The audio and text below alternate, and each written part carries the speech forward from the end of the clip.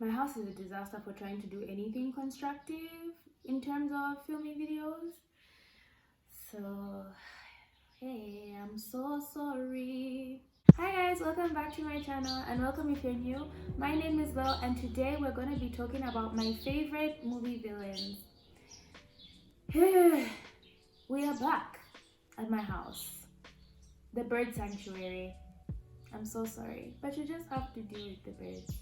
This list is not a ranked list, so it's not in any particular order. Yeah, I'm not talking about any of my favorite anime, comic, book, or slasher movie villains in this list. Those are gonna have their own separate videos. So this video was requested by Chris and Julius, and I just want to say thank you so much for requesting this video. I'm gonna get you your horror movie villain list and your anime villain list soon. So yeah, let's get into it. So I'm gonna give you a spoiler warning right now. If you don't want to know the context of why these people are bad, why these people are my favorite, I don't know what to tell you. I have to explain to you why these people are my favorites. Yeah, sorry. And they're old movies, like really you should have watched them by now. But if you haven't, you should totally go and see them. So my first favorite villain is John Doe from Seven. Guys, I hated this man. You know, let me tell you something. Just because I say I hated the character doesn't mean that they won't be my favorite. I feel like for someone to be a villain, they don't have to be liked. You know, they have to evoke certain feelings from you. And for me, John Doe, played by Kevin Spacey, who is we don't rate him anymore, sorry to say. So basically John Doe was committing crimes. He was killing and torturing his victims in the style of the 7 deadly sins, you know, lust, gluttony, all sorts of things. And the police just always seem to be like 50 steps behind him. And yo, he looked creepy too. Like he was just always like, you know, it's just like, no. He was just so gross. There was just something gross about him. Like he wasn't ugly or disgusting, but you know, people just have that energy of just being gross. And that was John Doe for me. Like I couldn't stand him, and I was like, if I can't stand you, it means that you've done your job correctly. He was just so rotten to the core. You know those villains that are like, I'm like so much smarter than you. I'm going to ruin your lives. I'm going to make your police department look like a joke. This is exactly what John Doe did. Like, we don't know his name. That's why he's called John Doe. We don't know his name. You know, the guy had planned meticulously for God knows how long, because Jesus, you should really watch Seven. It's actually a very, very good movie. And I recently rewatched it. It's just so good. And oh my god, you know, the end, you know, the what's in the box, you know, that part gets me every single time. Like, dudes, guys, that guy. The next villain is Anton. How do you pronounce his name? Chigger? I can't pronounce it, guys, I'm so sorry. Anton from No Country for Old Men. Oh, like that man. So basically the synopsis of that movie is someone finds a bag of money, someone runs away with the said money, the said person is being pursued by a psychopathic serial killer who wants that money. Guys, I was not ready. Like, this man was so evil and the whole movie was so eerie, and it just always felt like I was holding my breath because I just found Anton to be so terrifying. And there's this one scene that has traumatized me for life. I need you to step out of the car, sir.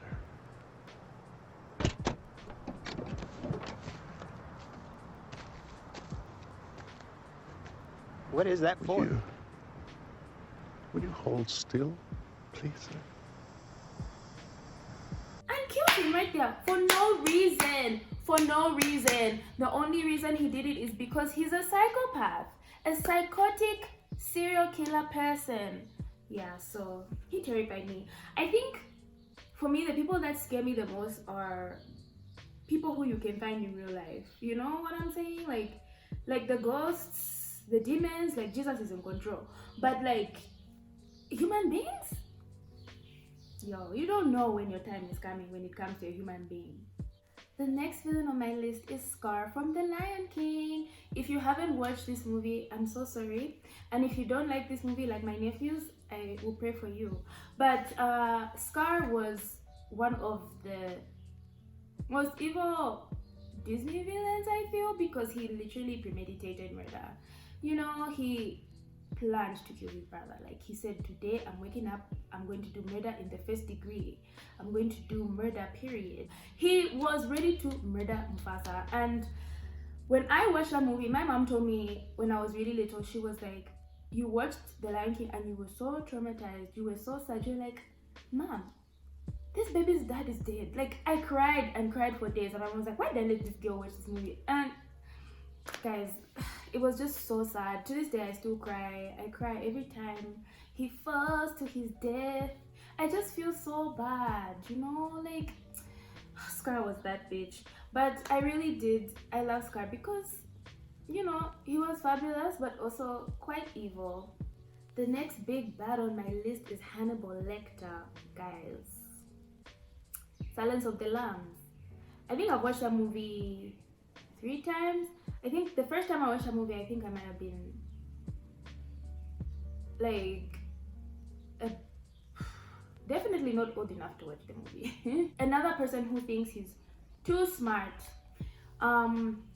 He is a cannibal, Hannibal the cannibal. And he eats people because he believes that everyone else is below him. Everyone is beneath him. No one is as smart as him, so we are cattle to him, you know? We're not his equals. So he feels like it is his moral obligation to feast upon us. You know what I'm saying? And he's so smart, but the fact that he eats people, like the courts can't justify sending him to actual prison. Like they can't justify it. They're like, but he eats people. He's smart, he's intelligent, but he eats people. So he always finds himself in an asylum. Like, guys, off to the electric chair with this man. But like, no, psychologist, like, no, you know, he's like mentally ill, so we can't send him to like, you know, the electric chair or whatever. And then he'll go. It's literally like Batman putting people in Arkham and they always be escaping. Like, that's what it is with Hannibal Lecter. Like, I love that man, especially his portrayal by Anthony Hopkins. That's the one that I saw. And I was just like, this man, I think that's where my crush on Anthony Hopkins came from. But also I did like the TV series as well. I'm not going to try and pronounce his name because I can't read. I love Hannibal, man, in all his shapes and his forms because he's just so narcissistic and evil. He gets the job done. The next baddie on my list is Bellatrix Lestrange. Guys, I love that woman. She is just so... There's just something about her. She's the embodiment of evil. But then again, she's also a pick-me. But like, at the end of the day, at least she enjoys what she does. She enjoys killing people. She enjoys being evil, and you know, you just feel that energy. You know, she really gave those kids a run for their money. Like, I mean, it takes a really awful person to torture a kid, man. Like, torturing a child, you gotta be some sort of evil person. So yeah, Bellatrix, I loved her. I loved her drip. She was looking a mess, but like a hot mess in like the sexiest way possible. Not like a hot mess in like, you know, most of us in quarantine, you know, but like she just looked so soupy. You know what I'm saying? My next pick is Pennywise the Clown from It. I've watched it, both of them, the miniseries and is it a miniseries? Well, it was also a 2-part movie type of situation, and the remake. I love it so much.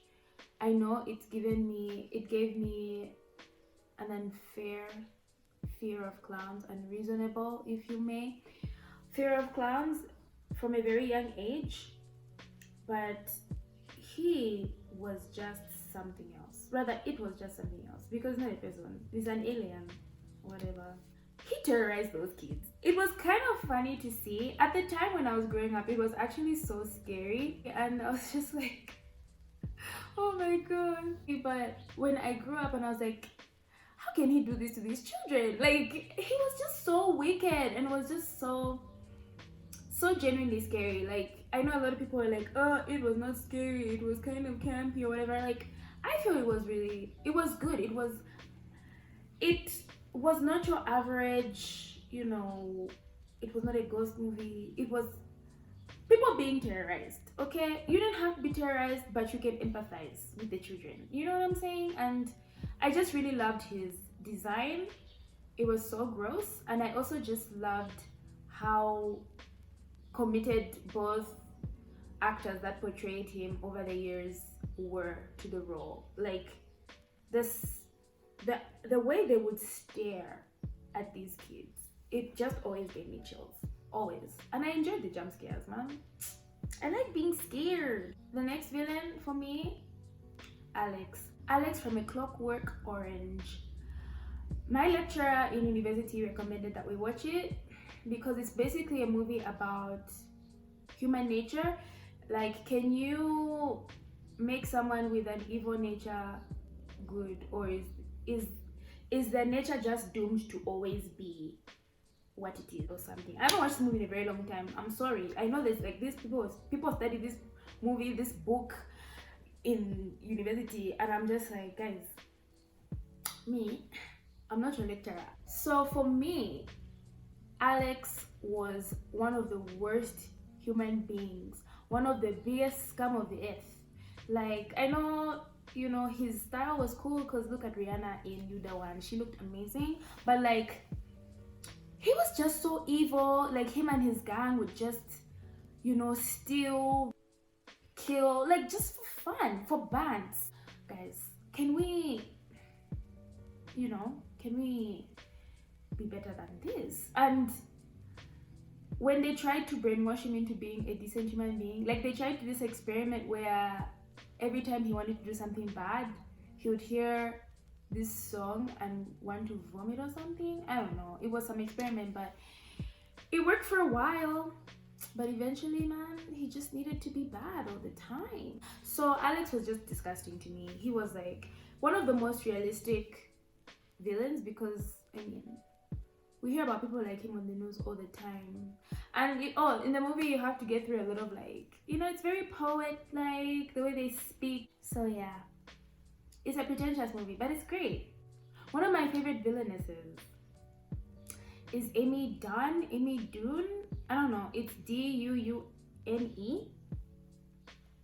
Yeah, like, if you haven't watched Gone Girl, please, and you want to watch it, please, go and watch it before you listen to anything I have to say about Amy Dunne or Dune.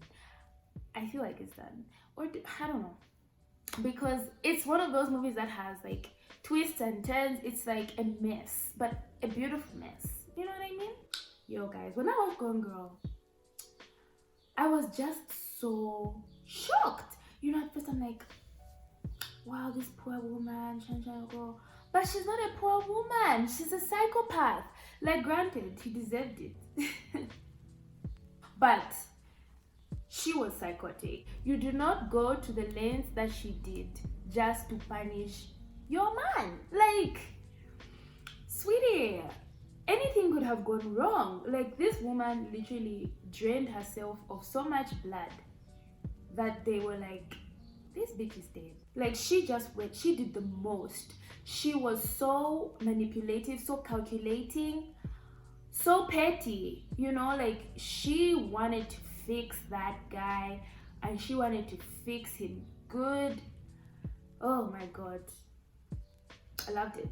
Guys, if you haven't watched Unusual Suspects, please go and watch it before you hear what I have to say about this man.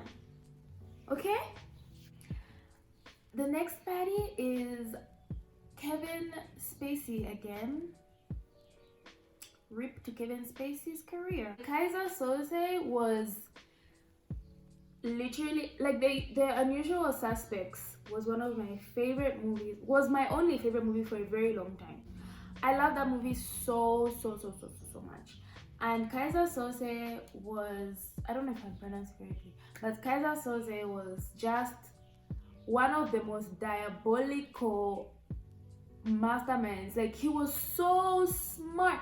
Like, at the end of the movie, you're just like, whoa, you know what I'm saying? Like, so Kaiser Sose was just one of those, practically Kevin Spacey playing a less creepy version of himself from Seven, just making the police be 50 steps behind of him at all times.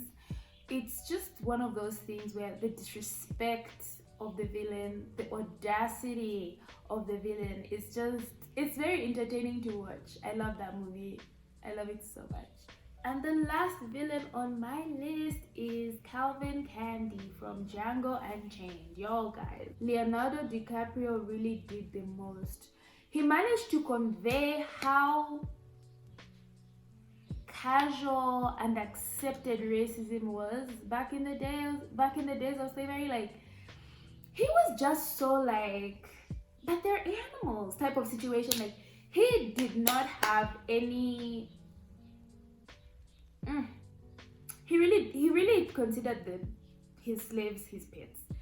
From the ones that he would treat out to, movie nights, let them fine dine or whatever, to the way he would be like throwing them in the hot box, like showing off their whips, their scars from their whips at dinner. Like guys, this is so fascinating. Like, I'm just like, guy, he was garbage. He was a garbage can, and I just loved it so much. I hated him so much, but that just means that he did his job correctly and appropriately, and that's why I stand. Yeah, so that's my list for my favorite movie villains. I'm gonna make more of these. I'm gonna make one for comic book villains, anime villains, and slashers. If you like this video, please give it a like, please subscribe. Let's discuss on Twitter, Instagram, in the comments. I'm here for you. If you want to find me, links are down in the description. And yeah, thanks for watching. Please come back for the next video, and I'll see you next time. Bye.